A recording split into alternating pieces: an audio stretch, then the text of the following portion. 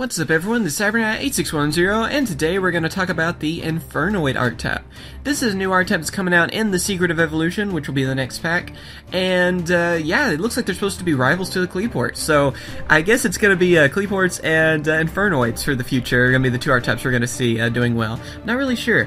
Anyway, they look like they're supposed to be rivals though, because they were both sealed in the Sacred Tree of the Naturia, evidently in the lore, so that seems kind of interesting. I'm not really sure, you know, how that all works out, because I thought Qliphorts were actually supposed to be bad guys in the story. So, I mean, and the Infernoids are obviously not good guys. I mean, you know, so I'm not really sure. Maybe Qliphorts are more of a neutral party. Again, I'm kind of confused with some of the lore, so if anyone has, you know, a good idea of what's happening on that, please tell me in the comments. And yeah, let's go ahead and talk about the cards that have been revealed so far. There's only been 5 cards revealed so far, but evidently in the next Shonen Jump we will have the rest of them, and it looks like it's going to be a very powerful archetype, so let's get started.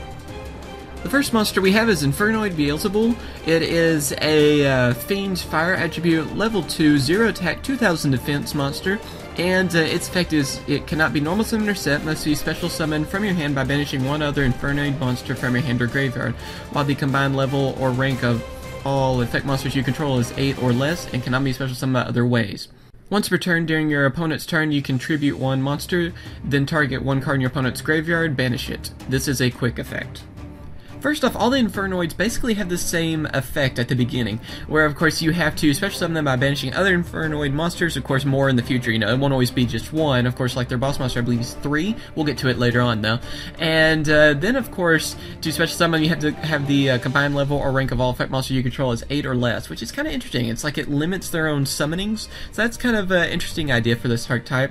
And also it says effect monsters, so I guess you could use normal monsters with these in the future or something. I'm kind of wondering on that. Again, it's kind of one of these archetypes I want to test out and see how this is going to work out.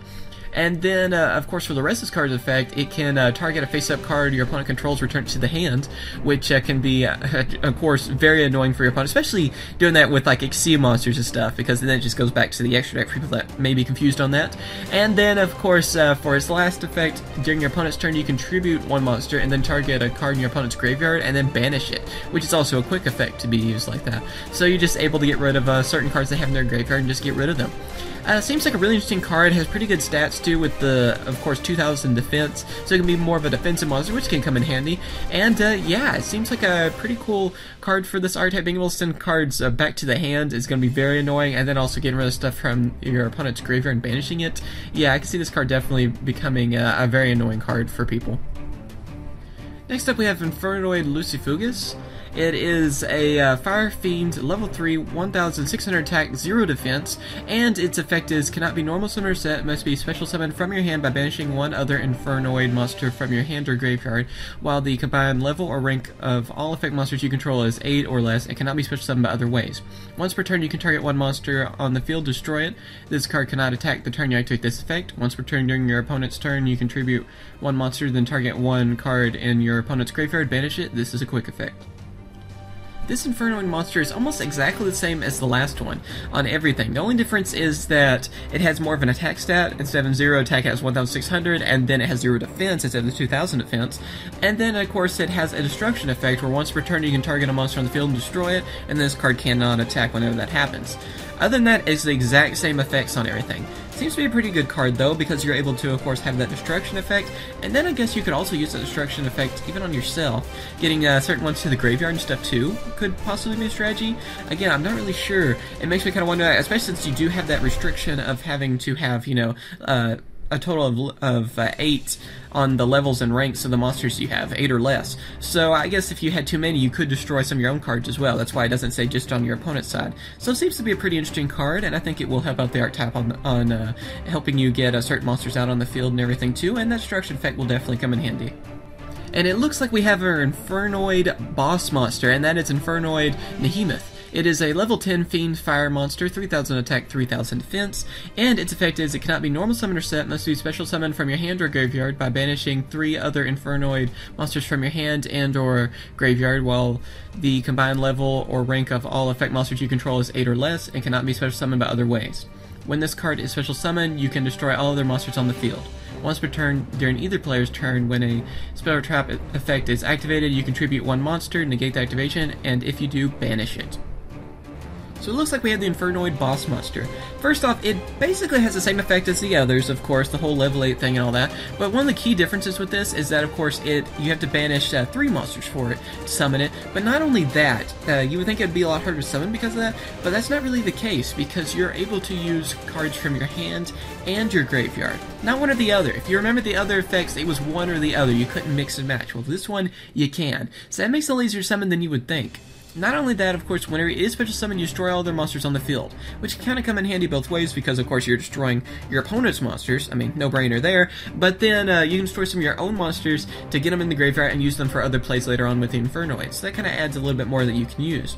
Not only that, its last effect is that it can negate spell or trap card effects when you tribute a monster. You negate the activation of them. So, yeah, of course, it can protect itself with that, and it can, just absolutely annoy your opponent, being able to, basically choose what spell or trap cards they activate. So it's a pretty interesting card, being able to have such strong effects with it. Again, I don't think it's going to be too hard to summon. And then, of course, you're able to destroy all their monsters and then even negate their spells and traps. So this is definitely a very powerful card for them. I guess it's a contender to go against Killer in a way. I'm not really sure.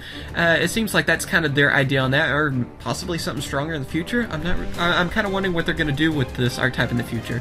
But yeah, definitely a very strong boss monster, and another one of these cards I definitely cannot wait to try out. Next up, we have a field spell for the Infernoids, and that is Overflowing Purgatory.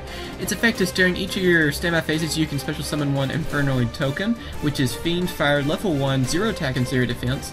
If you would special summon an Infernoid monster by its own effect, you can banish Infernoid monsters you control. Your opponent cannot target Infernoid monsters you control for attacks or by card effects except the Infernoid monster you control with the highest level.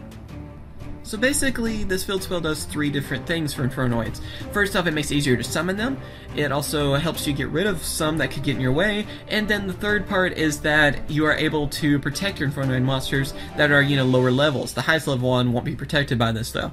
All in all, great field spell card for Infernoids. It's going to help them out with all the basic problems that they have, some of them being weaker, so you have that protection effect. You also have it where it's easier to summon them, and then also if some are in your way, you can just get rid of them on that, making it a lot easier to summon different monsters that you're trying to go for. It's a great field spell for the archetype. It's going to be one that they're going to heavily rely on and helps get rid of a lot of different problems, like I said, with them. And yeah, there's not much else to say. It's a great field spell for the archetype, and it's going to definitely help them out a lot. And the last card we have is Awaken Purgatory. This is a continuous trap card, and its effect is during each of your standby phases, you can send 1 or 2 Infernoid monsters from your deck to the graveyard. If you control a monster that is not an Infernoid monster, send this card to the graveyard. To me, this kind of seems like a slower, foolish burial. You're able to get rid of 2 Infernoids instead of just 1. You can choose 1 or 2 on this, so I guess it's a little better foolish in that respect, but it's just that during your standby phase activates, so that's kind of unfortunate on that, and then also it's continuous trap, so of course it can be destroyed by things, and then not only that, you have to worry about destroying it yourself if you control a monster that is not an Infernoid monster, you send it to the graveyard. So I'm kind of worried if this card will be used too much for that reason. It seems a little, like I said, a little bit slower, and I feel like there will be better ways in the future anyway to send Infernoids from the deck to the graveyard. So what do you guys think about these Infernoid cards so far? The rest of the archetype is supposed to be revealed pretty soon, and there's already talks of a level 8 monster. Its artwork has been revealed, but not the effects, so we can't really talk about it just yet. But yeah, tell me what you guys think about these cards so far, and also I am planning to make a video over the Spirit Beast archetype that's going to be in Tribe Force, and the Yokai one as well. There will probably be some other ones I'll talk about too in the future, so if you have anything you want me to talk about, just leave some requests in the comments. And yeah, I think that's everything. Remember to comment, rate, and subscribe, and of course, I will catch you guys later. See ya.